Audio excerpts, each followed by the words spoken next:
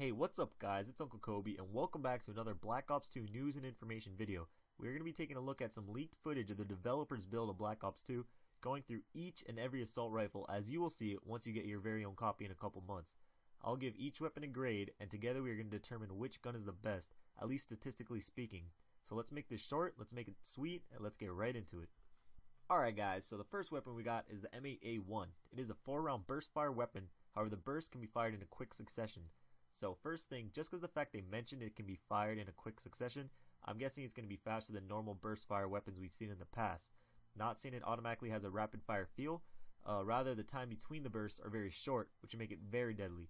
How deadly? Well, let's look at the stats. And for the sake of this video and the Black Ops 2 weapon videos I'll be doing in the future, I'll be calling each little block a point.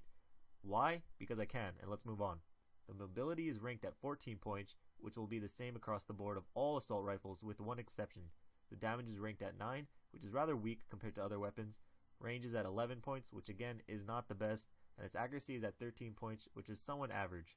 Overall, this gun makes me wish they brought back the M16 instead, which is why I give it a C. Next, we have the Scar H, which is fully automatic and has an increased damage and range from the M8A1. Its mobility is the same at 14, but has a damage of 13 points, which is slightly above average. Its range takes a jump to 15, which is second best in its class. However, its accuracy is second lowest at 12. Overall, this gun is nothing more nor less than average, which is why I give it a C+. Next on our list, we have the AN-94, which is fully automatic. However, the first 2 rounds of each burst are fired at a slightly faster rate. Not sure why they noted that, or even if it's worth noting, but it makes you think that they are encouraging you to burst fire this gun, even though it's fully auto. As for its stats, the mobility is standard at 14, damage is at 12, which is smack dab in the middle of the class. Its range is average as well at 13, and its accuracy is at a class worst 10. This gun is comparable to a student that barely passes, but passed nonetheless, so I give it a C. Now let's take a look at the SIG-556, a 3-round burst rifle that produces high damage with each trifecta of bullets. Mobility is at 14, and damage averages out at 13. However, where this gun thrives is at long range, with its 15 points and 16 for accuracy. This gun is going to be a laser if they keep the recoil down, but I'm guessing the bursts are going to be slightly farther apart than the M8A1, and I'm assuming its hipfire will be dreadful unless they pull an Infinity Ward pre-patch Type 95. So I give this weapon a strong B.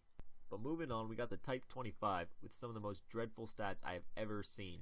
Its damage and range flatten out at 9, a class worst, and its less than stellar accuracy at 11, which may I note is second worst.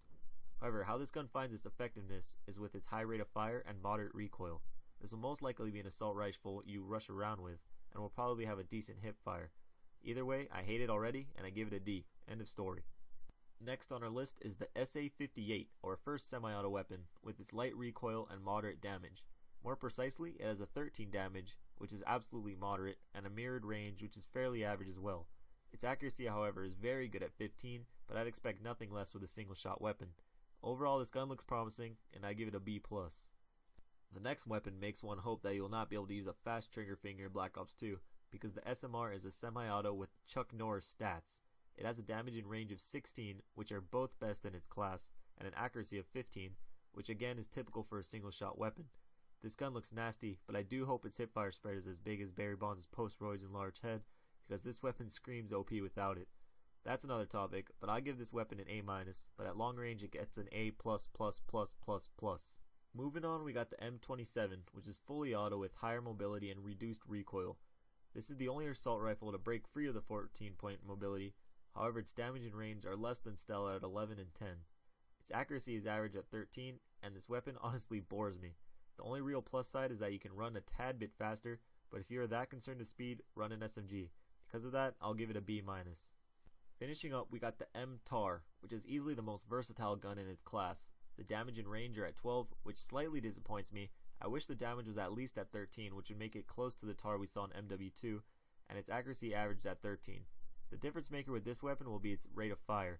If that is decent, I can definitely see a lot of people using it. Depending on that, it could be bumped up to a B+, but as of right now, it is stuck on a B. So that wraps up my gradebook for the assault rifles, at least statistically speaking. As of right now, I don't see any one gun that jumps out and is the clear frontrunner, which is good. We hopefully aren't going to see any one weapon dominate the whole game, rather everyone using variety of weapons. Again guys, this is just all speculation coming from the developer's build. These stats can change as we get closer to the release date, but as of right now, this is what we got. So I hope you guys enjoyed it. I'll be doing one of these for every class of weapon. I got a lot of good videos coming out this week, so make sure you hit that subscribe button in the top left if you're new. This was Uncle Kobe. Until next time, I love you all. Peace.